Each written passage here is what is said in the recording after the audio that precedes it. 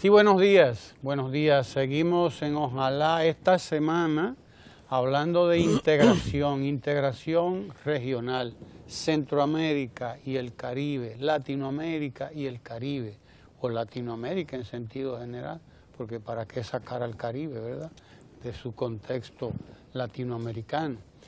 Desde el lunes hasta hoy, miércoles, se ha estado desarrollando en el Hotel Crown Plaza, allá en el Malecón, lo que era el antiguo Quinto Centenario.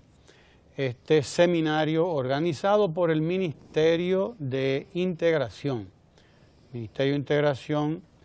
que dirige Miguel Mejía, el ministro Miguel Mejía, que se ha propuesto precisamente llevar a cabo una cantidad impresionante de actividades, y lo está haciendo con mucho éxito, para promover la integración en la República Dominicana y mucho más allá de la República Dominicana, porque de eso trata la integración.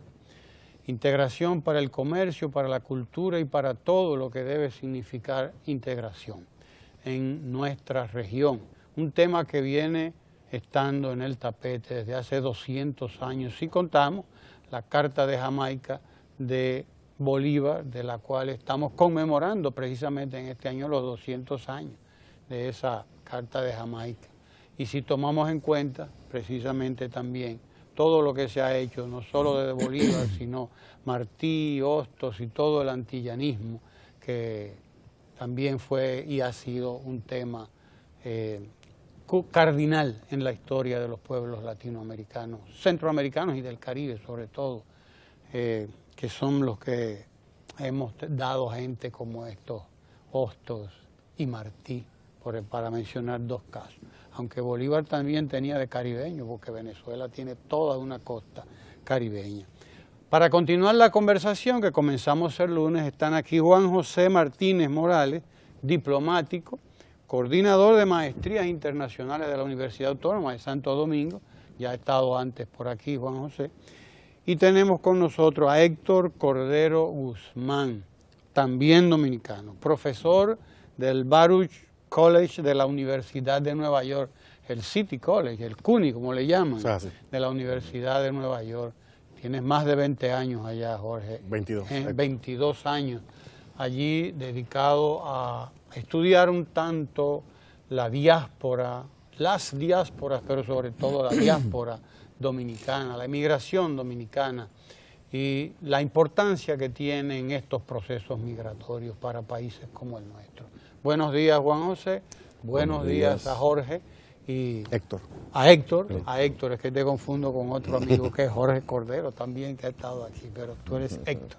Buenos días, Ramón. Buenos días. Y buenos días a todos los amigos y amigas de Ojalá. Bien, tú expusiste ayer en el seminario en Educar para la Integración, los signos de los nuevos tiempos, sobre este tema precisamente, de la conexión, la importancia que tienen para nuestros países esta emigración, que en el caso nuestro, pues debe rondar los 2 millones de habitantes que estamos regados por ahí, ¿no? Por encima de los 2 millones.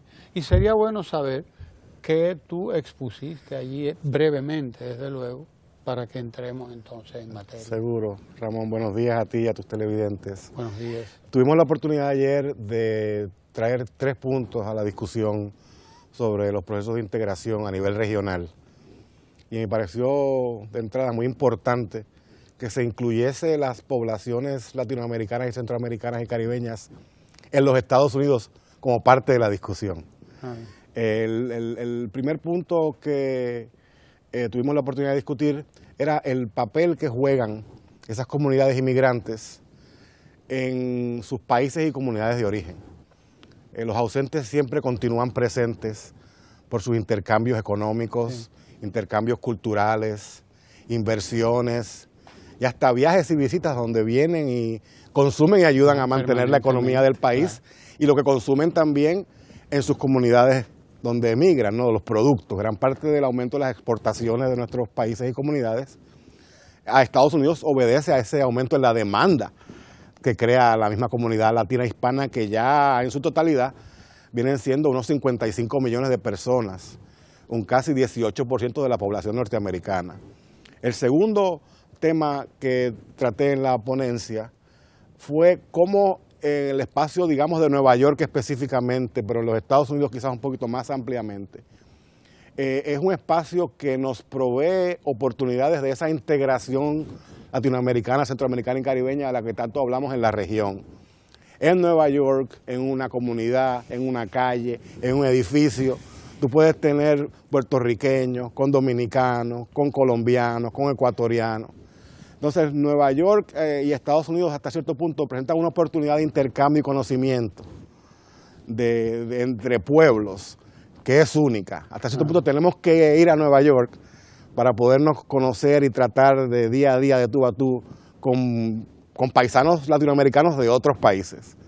Y es importante que ese espacio de integración se cultive y se vea como un espacio verdaderamente de integración. Y tercero, señalé cómo los cambios en la población de los Estados Unidos, cómo la latinoamericanización, digamos, de los Estados Unidos a nivel demográfico, donde, como te decía, hay 55 millones y se proyecta que en los próximos 30 años la población va a subir a 116 millones.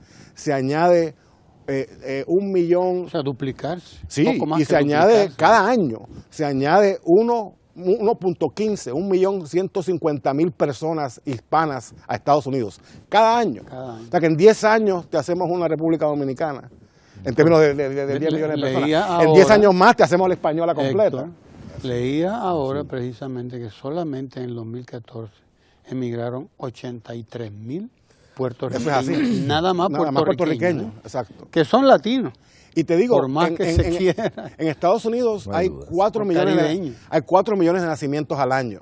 De esos 4 millones, 1 millón son hijos de hispanos. Entonces no hay que ser un matemático experto ni un demógrafo profesional para tú decir que si uno de cada 4 nacimientos son hispanos, tú proyectas esa población hacia el futuro y el país va a cambiar. Entonces, ese país cambiante va a ser el mismo que tenemos ahora.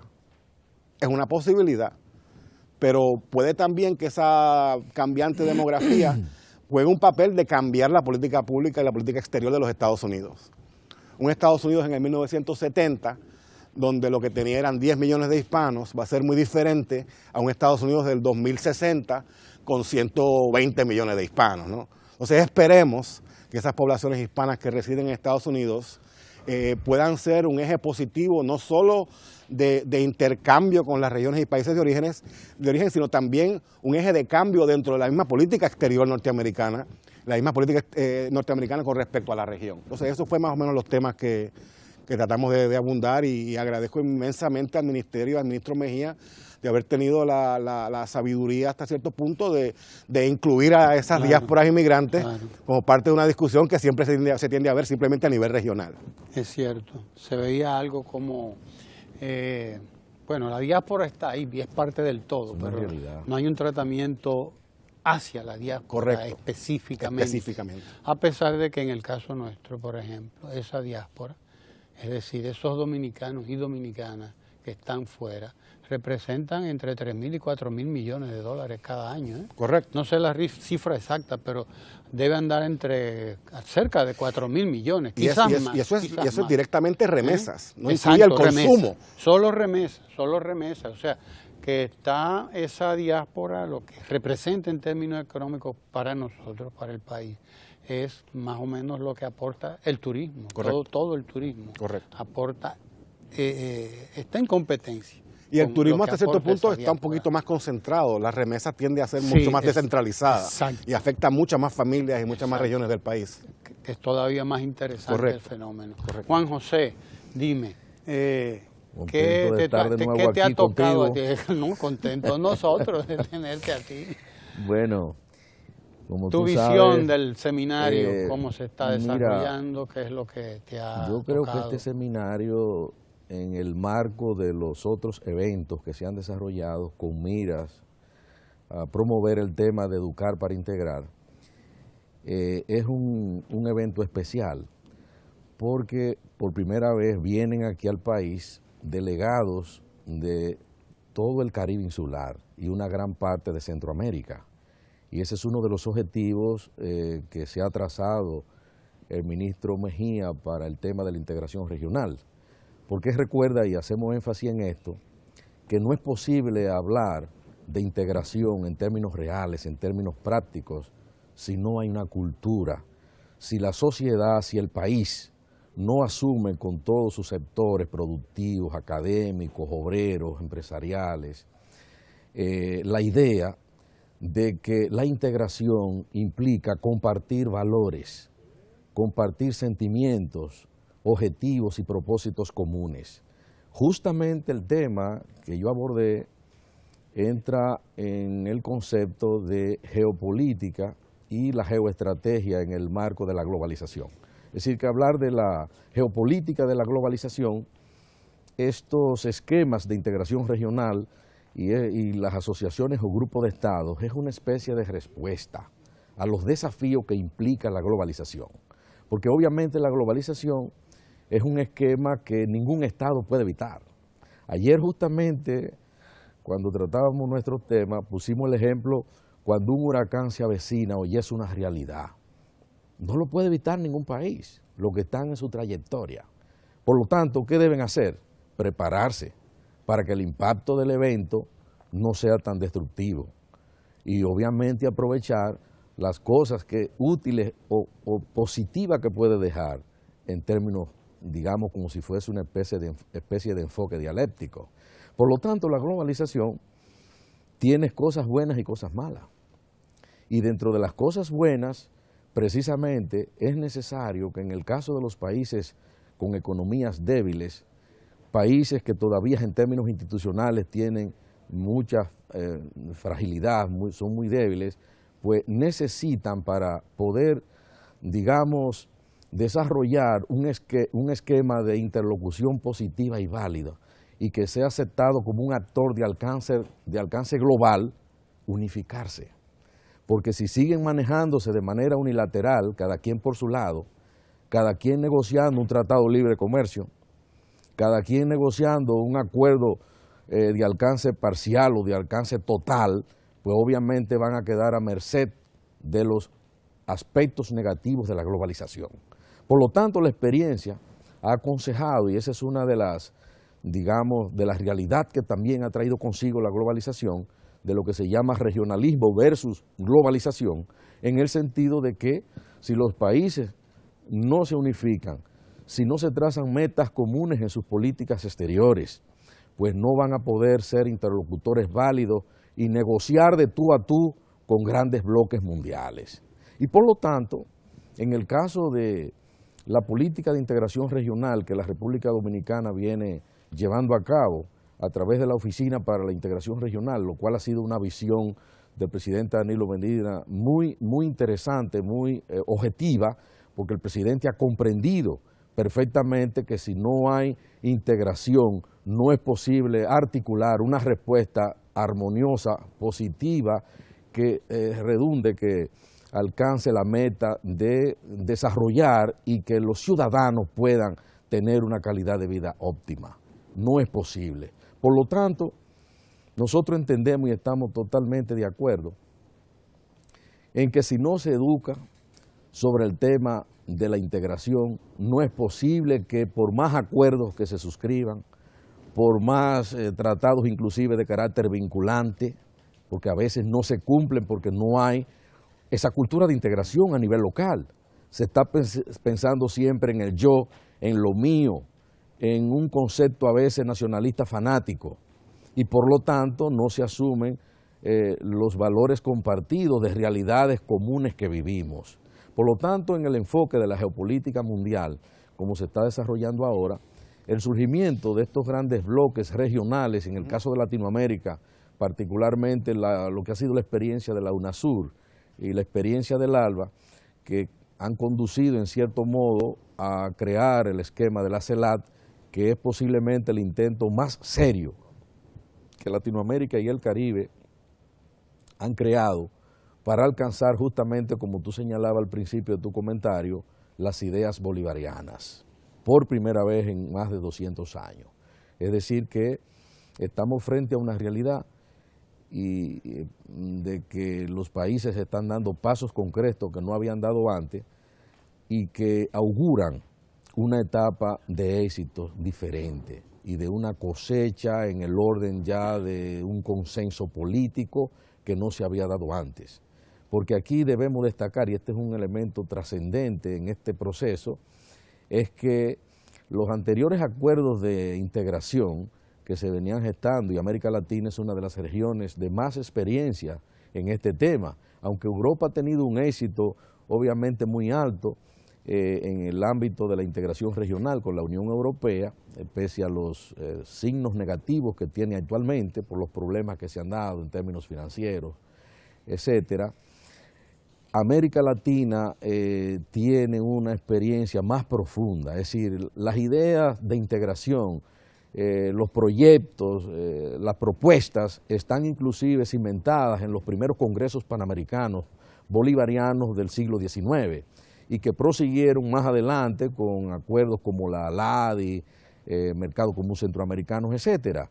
Solo que ahí solamente se hablaba o se pensaba de acuerdos comerciales, pero no se habló nunca de un consenso político. La Comunidad Europea, lo que es la Comunidad Europea, porque ahí se habla de comercio, es de negocio nada más. Así es, pero pero han alcanzado metas políticas, claro. Y eso lo llevó justamente a asumir un esquema que hoy comparte con mucho éxito, pese a, como te dije, las grietas que lamentablemente han surgido por el desplome de algunas naciones, como el caso de Grecia, etcétera, y la visión que se ha introducido allí con una troika que pretende plantear condicionalidades que no estaban en las metas iniciales ortodoxas que fueron las que determinaron el origen de ese gran proyecto de integración regional.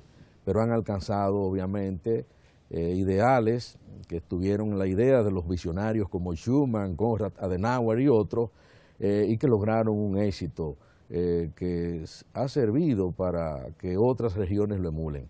Sin embargo, la situación actual en términos de lo que es la integración europea hay que seguirla de cerca. Ojalá puedan superar las dificultades y que el ciudadano siga siendo el eje de las políticas públicas de todo el bloque europeo. ¿Y cómo integramos la diáspora dominicana y toda la diáspora latinoamericana a estos procesos de integración? Bueno, la verdad que es innovador el asunto. Sí, ¿no? sí, y yo creo que hasta cierto punto la diáspora ya está integrada a los procesos. Lo que tenemos que asegurarnos es de no poner barreras para que se desintegre, porque la consideramos como no parte de esa visión de inclusión y desarrollo regional. Yo creo que el caso de Grecia, que se ha discutido mucho en la prensa a nivel popular, presenta un estudio interesante en términos de lo que puede significar para la integración a nivel regional en la América Latina. El caso de Grecia, comparado con Alemania, estamos hablando de una integración monetaria de países con niveles económicos muy diferentes. Entonces, los alemanes como que se han negado a subsidiar lo que ellos consideran un estilo de vida muy privilegiado de los griegos. En el caso de América Latina y Centroamérica, hay cierta paridad, me parece a mí ya, entre los países, de forma tal de que es difícil que emerja un país que se considere que va a subsidiar al resto de los países, y eso crearía entonces un fraccionamiento. O sea que yo creo que América Latina tiene hasta cierto punto una pequeña ventaja, digamos, en su esfuerzo sobre Europa. En relación con ese aspecto. Exacto, que es que las economías están más o menos en cierta paridad.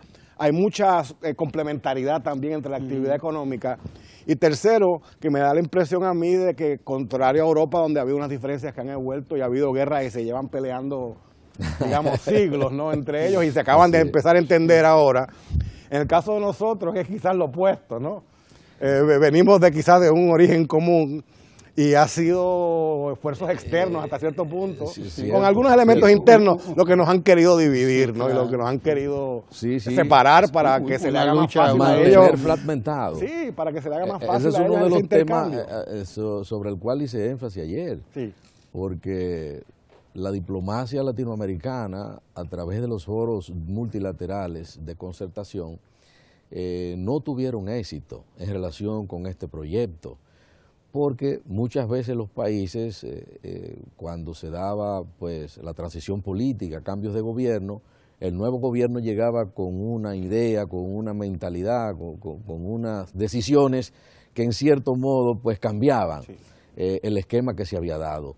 Desde luego, este es un elemento que fue común en las relaciones internacionales de Latinoamérica, desde sus orígenes, donde los primeros congresos panamericanos se desploman en los acuerdos y tratados que concertaron porque no fueron ratificados. Ninguno de los tratados de la primera etapa de los vínculos internacionales de Latinoamérica fueron ratificados, sobre todo los que se aprobaron en el Congreso Panameño de 1826, especialmente el Tratado de Unión Lee y Confederación Perpetua y el Tratado sobre contingentes militares, que no era más que un instrumento que ya Bolívar pensaba bélico, militar, para que América, los países latinoamericanos, confrontaran la agresión externa, sobre todo europea en esa época, con miras a mantener su unidad y sobre todo su independencia. Por lo tanto, lo que tenemos ahora son nuevos desafíos y a la luz de esas experiencias negativas, yo pienso que el liderazgo de toda Latinoamérica y el Caribe, pese a las diferencias ideológicas, que siempre es normal, son pues de los factores democráticos que se manejan en este proceso, de respetar lo que es esa diversidad política y cultural, y en lo cultural no tanto, porque ya como tú señalas, Latinoamérica tiene elementos de una gran potencialidad para la integración que no tuvo Europa originalmente. Europa tuvo que integrarse, yo diría que de manera obligada, porque Europa fue siempre el centro de la política mundial. Y desde luego, tras la segunda posguerra, el liderazgo inteligente europeo entendió que ya no iban a ser el centro de la política mundial. Y por lo tanto, para no ser una especie de cola de ratón, entendieron que tenían que formar un eje integrador para ser una voz importante, y así ha sido. Ya la Unión Europea, y ese es uno de los aspectos en lo que es la política exterior común en algunas áreas, aunque hay elementos en las que está todavía dividido, pero le ha resultado ese gran esquema integrado en función de mercados, en función de objetivos políticos y en función de otras metas comunes que lo ha mantenido en la palestra de la política mundial como una voz fuerte, protagónica, presente y de gran importancia. ¿Qué es lo que Latinoamérica pretende? Justamente, ser un interlocutor ante los desafíos de este mundo globalizado, que Latinoamérica pues sea una voz que sea escuchada, que se tome en cuenta, que se valore cuando se siente a tratar, a conversar con otros foros, ya sea en el seno de las Naciones Unidas, en los mismos foros latinoamericanos, sobre todo ahora en el marco de la CELAC y otros foros, pero igual en otros foros más allá de América y de Europa, que Latinoamérica pues juegue el rol que de verdad debe jugar como lo que representa y es en términos económicos, políticos y sociales. Hay una diferencia entre los procesos integradores, una diferencia que me parece a mí importantísima. Los procesos integradores que nosotros estamos tratando de llevar a cabo, sobre todo en este tiempo, y sobre todo si lo vemos desde Bolívar hasta esta época, ¿no? Que dicho sea de paso, seríamos pioneros. Si lo vemos desde allá para acá, somos pioneros. Pioneros. Y hay una diferencia entre los procesos como han sido percibidos en nuestra región y cómo han sido percibidos en Europa. Porque en Europa, y uno habla de Europa porque es paradigmático aquello, ¿verdad? O sea, indudablemente no hay otro bloque así que no sea más que el bloque europeo. Así es. Con ese esquema. Como bloque hay. Éxito, Y desde luego, que estamos armando en América Latina, que son dos historias totalmente diferentes. Allí hay un impulso que es de la clase dominante y una integración que es económica y política, sobre todo, pero con muy escasa participación popular. Es cierto. Los procesos integradores nuestros tienen una gran, a pesar de que estamos hablando de la necesidad de la educación para la integración y de educar para integrar, puesto que hemos sido inoculados también con el virus de la división por tanto tiempo, que hay resultados concretos de eso, ¿no? Pero sin embargo la integración sigue siendo en América Latina de un signo muy, muy popular e ideológicamente diferente, por lo tanto, al esquema integrador europeo. Y eso es interesantísimo también, que vale la pena que uno lo resalte. Sí, en términos de lo que como educamos y lo que aprendemos como latinoamericanos, esa figura de Bolívar siempre está presente y esa idea de la América Latina como una área unida siempre ha estado en el imaginario. Cuán real o no se haya convertido, hay que tener en mente los ciclos históricos. O sea, fuimos quizás una colección de virreinatos, primero una colección de grupos indígenas, ¿no? Sí, que con varios periodos de unidad y varios periodos de división, como todos los que conocemos la historia del Caribe y América del Sur conocemos. Y entonces pasamos por ciertos virreinatos, ¿no? Donde básicamente había cierta, digamos, integración, ¿no? Claro. Forzosa y dolorosa y con un propósito de saqueo, pero... Y ahí tuvimos las luchas de consolidación nacional e independencia. Y había que pasar por ese proceso para poder entonces discutir la integración a nivel regional desde la base de lo que añade cada elemento a esa integración. Para nosotros es una ventaja grande, es el idioma. Que nos une. Casi todos hablamos el mismo idioma, salvo. O sea, tenemos un elemento eso ahí es un que factor es un detalle. de, oye, y tú, que eres parte de la diáspora dominicana allá, porque tú eres parte de esa diáspora, tú sabes lo que significa esa unidad lingüística, ese elemento. Ayer él hizo énfasis, y lo destaco, en ese estereotipo de dominicano ausente, que tú combatiste porque no está el ausente. Está presente permanentemente en la vida política, social y económica de la República Dominicana, en este caso particular, para no hablar de las diásporas en sentido, digamos, plural. ¿Por qué? Porque, mira, la misma vida política del país está conectada a lo que es el aporte y apoyo financiero de la comunidad dominicana, no solo en los Estados Unidos, sino también en Europa y en otras latitudes. Es decir, ¿de qué dominicano ausente hablamos? ¿Ausente desde el punto de vista físico? No, ni siquiera en ese sentido, porque ya las tecnologías impiden. Le dan una permanencia. Sí, exactamente, en el marco de la idea de aldea global. Por lo tanto, yo pienso que es un estereotipo que debemos, porque a veces decirle a un dominicano que llega, dominicano ausente, o algunos otros estereotipos que tratan de estigmatizarlo, no.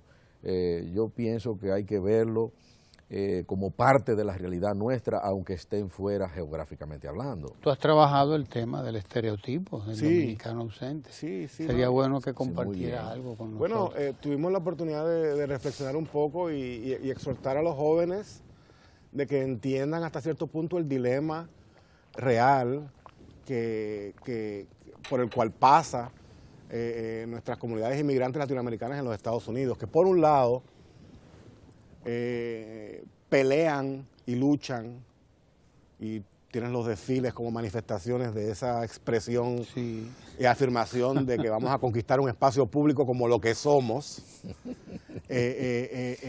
Por un lado, ese esfuerzo diario de mantener y resaltar y valorar la dominicanidad, la puertorriqueñidad, la colombianidad, valores del día a día. Entonces a veces en muchos casos regresan al país, vienen de visita con sus familiares, con sus amigos, y a veces se sienten como que excluidos también de su propio país, ¿no? Donde le dicen, no, pero tú estás ya muy americanizado, tu español no es tan bueno como el de nosotros, o qué te ha pasado, ¿no? O estás quizás pensando de forma diferente, o has sido contagiado de alguna forma u otra con algún tipo de virus, ¿no? Yo le exhortaba, sobre todo a los jóvenes en el público, de que siempre manteniesen una actitud abierta, una actitud de apoyo, porque si no les interesase el país, ni tan siquiera nos venían a visitar, ¿no?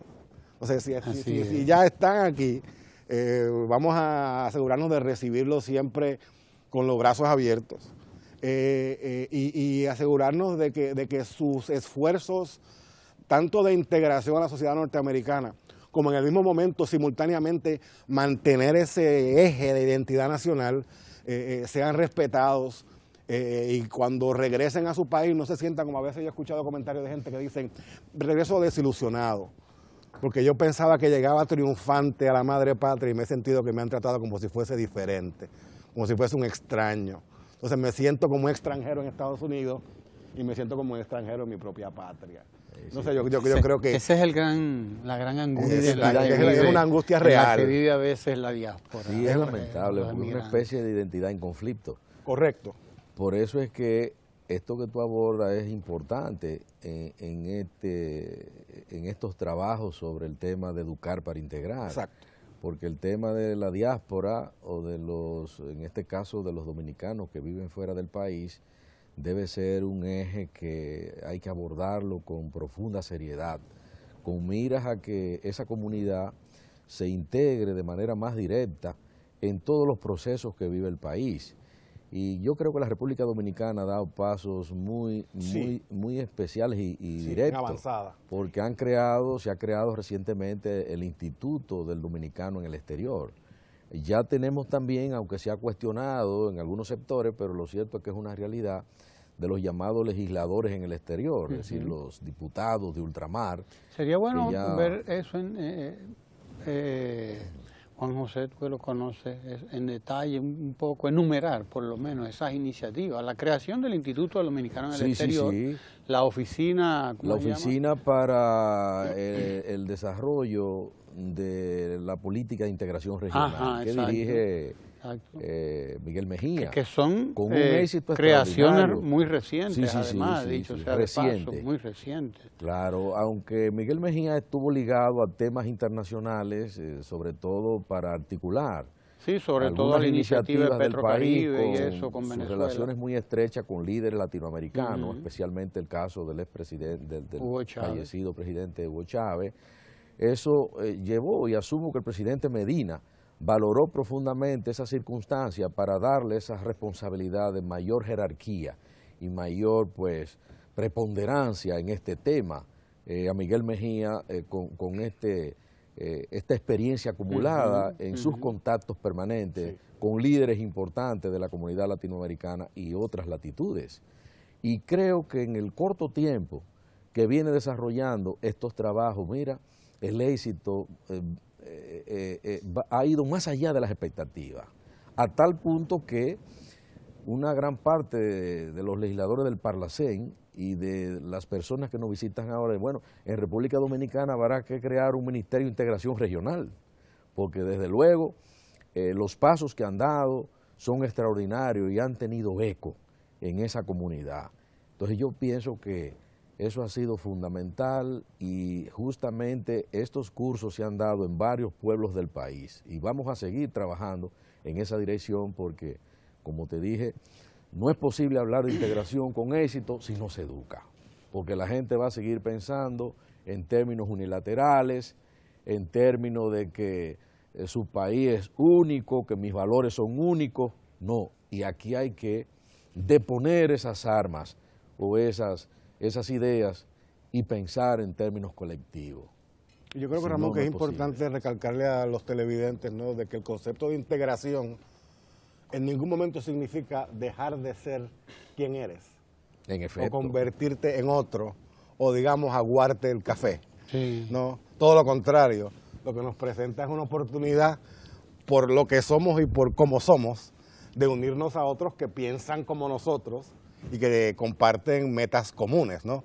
La reducción de la pobreza en nuestra región, la reducción de los niveles de desigualdad social, mejorar la calidad de vida, de la educación y el capital humano, hay inversiones más efectivas en el área de la salud, que son sentimientos compartidos por las clases trabajadoras a lo largo y lo ancho del continente, ¿no?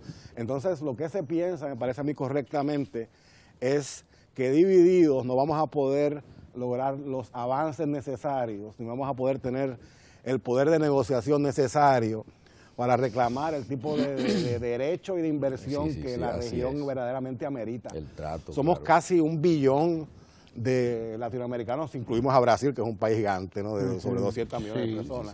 Si no lo incluimos, somos 800 millones, como quiera, ¿no? Pero es un grupo de personas y de seres humanos grande, ¿no?, donde separados en grupos de 3 millones, 5 millones, 10 millones, no tenemos el mismo impacto. No.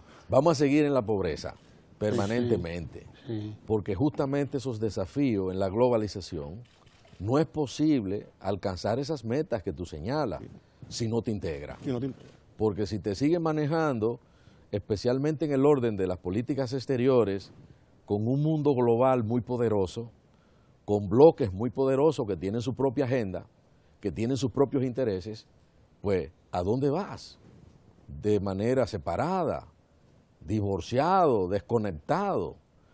Por lo tanto, este es el elemento fundamental que se ha asimilado a raíz de todo ese proceso en que los resultados fueron fallidos.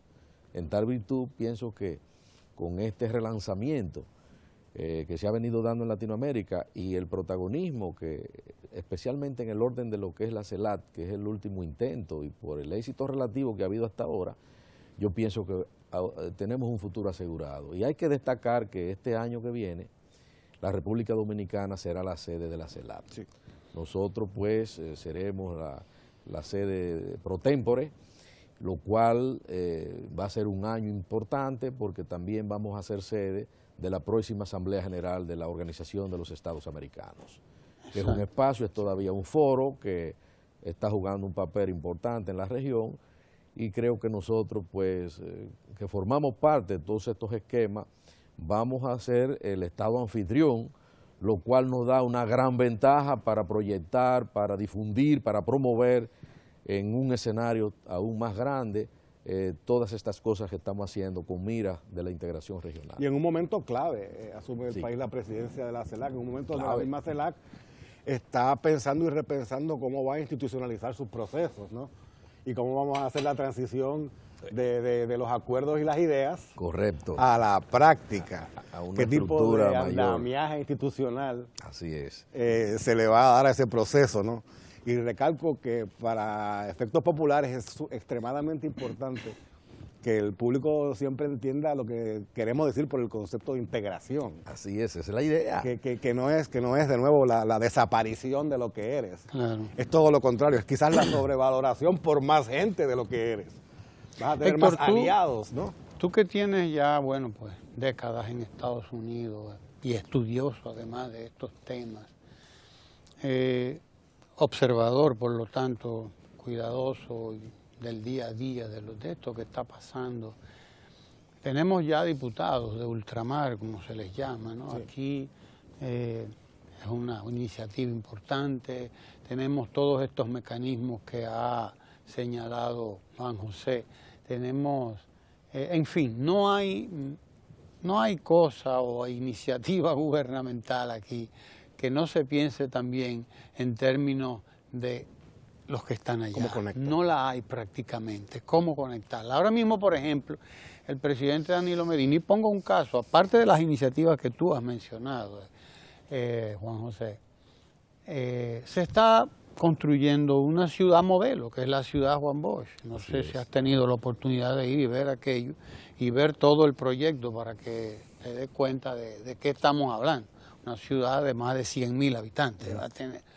Y esa misma ciudad Juan Bosch ha sido pensada también para que los dominicanos y dominicanas que están en el exterior puedan beneficiarse de esto. O sea, hay incluso una direccionalidad hacia allá. Ustedes allá, que son la diáspora, que son los dominicanos que están allá y que están aquí también, como tú bien lo has dicho, ¿qué entienden que falta todavía por hacer? ¿Qué nos falta por hacer? Debe ser mucho, pero sería bueno que tú señales, porque sería interesante saber qué nos falta Bueno, yo creo que para seguir en este camino de...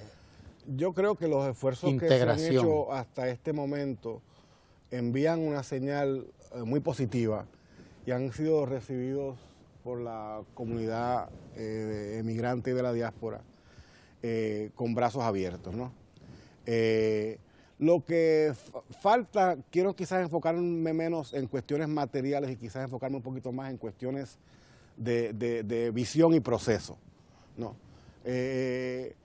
Lo que falta hasta cierto punto que quizás puede empezar a articularse con estos representantes a nivel de ultramar es un proceso concreto donde esa voz y esas necesidades mismas de esa diáspora sean tratadas y consideradas ya más a nivel del día a día, ¿no? Que es, me parece a mí, el rol primordial de estos individuos que van a representar a la diáspora. Ellos tienen que convertirse en los ojos, los oídos y la boca de esa diáspora. Aquí. Y acá. Y ser ese vehículo que vaya transmitiendo en el tiempo real, no información de antes de ayer, sino información de hoy con miras a lo que va a pasar mañana. Precisamente, ¿por qué te lo digo? Porque mira, todo el que se va, tú le preguntas y tú le pones un micrófono en el aeropuerto, te dice, yo me voy por un ratito, yo lo que voy a ganar un dinerito, aunque no vuelvo, y yo vuelvo mañana, aunque yo no vuelvo vuelva. en 3, 4, 5 años. Entonces, ¿qué pasa? Que no, esa es la raíz cultural. en el día a día, pues quizás, entonces empiezan a quizás tener hijos, Sí, claro, o lo que sea, entonces la familia se empieza a hacer por allá, pero siempre está ese sueño de regresar de una forma u otra y de trabajar para regresar. Entonces, ¿cómo facilitar ese proceso de que la gente pueda más fácilmente, una vez que ya ellos han trabajado, ya han acumulado cierto capital, entonces poder regresar al país, a su terruño, a su terrenito, y poder tener una vida de retiro mucho más amena, que te aseguro, la gran mayoría de nuestras personas sobre la edad de 65, estaría muchísimo más contento en el calorcito y en el sol caribeño y tropical que poniéndose un abrigo y pasando frío en los inviernos, ¿no? Entonces, ¿cómo facilitamos? Lo que más hace falta es más conexión. Muy bien, Así es. muy bien. No menos bueno, gracias. Héctor Cordero A ti, Guzmán, profesor de Baruch College de la Universidad de Nueva York, estudioso de estos procesos de la diáspora y la integración y todo aquello. Y a Juan José Martínez Morales, diplomático, coordinador de maestrías internacionales de la Universidad Autónoma de Santo Domingo. Y seguidor también de estos procesos integracionistas, interesantísimo, de toda esa historia. Y ustedes quédense ahí porque vamos a continuar esta conversación ahora con Ramón Tejada Holguín. No se nos vayan, quédense ahí para que continuemos esta conversación.